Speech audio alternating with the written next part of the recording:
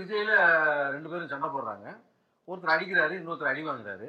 இவர் அடிச்சாருன்னு சந்தோஷப்படுறதா, அவர் அடி வாங்கிட்டாருன்னு வருத்தப்படுறதா, ஒரே குழம்பி போய் உட்காந்து ஆடியன்ஸ் படம் பார்த்துட்டு இருக்கான். இந்த படத்துல வில்லன் மோகனை தாண்டி, அந்த சின்ன விஜயை தாண்டி, ஒரிஜினல் வில்லன் யாரா அப்படின்னா யுவன் சங்கர் ராஜாவை தான் சொல்லணும். அந்த லட்சணத்துல இருந்துச்சு பாட்டு, பேக்ரவுண்ட் மியூசிக் எல்லாம்.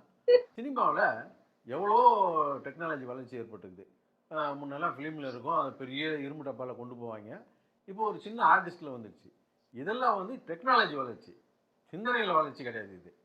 இது வேற டிபார்ட்மெண்ட்டு. இவர் ஸ்கிரிப்ட் சைடு சிந்திக்காம இந்த டெக்னாலஜி சைடு சிந்திச்சு மூளை வீங்கி ஆள் வழியாக வெளியே வந்து அது ஆர்டிஸ்டில் பிடிச்சி கொண்டாந்து வச்சுட்டு அது மேலே கிரேட்டஸ்ட் ஆஃப் ஆல் டைம்னு எழுதி இதுதான் படம்னு கையில் கொடுத்துருக்குறாரு. ஹாலிவுட்டில் பார்த்தீங்கன்னா எக்ஸ்பேண்டபிள்ஸ்னு ஒரு படம் எடுப்பாங்க. அது பார்த்தா இந்த முதியோர் மறுவாழ்வுக்கு படம் எடுத்த மாதிரியே இருக்கும். பூரா பழைய டிக்கெட்டுக்கு தான் இருக்கும்.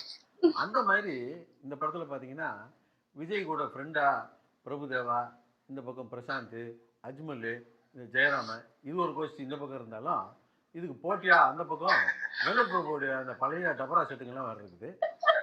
இந்த லேட்டஸ்ட் டெக்னாலஜி மூலமா புது மூஞ்சிகளை உருவாக்க தெரிஞ்சவங்களுக்கு இந்த பழைய அழுக்கு மூஞ்சிகளை விட்டு படம் எனக்கு தெரியலையா.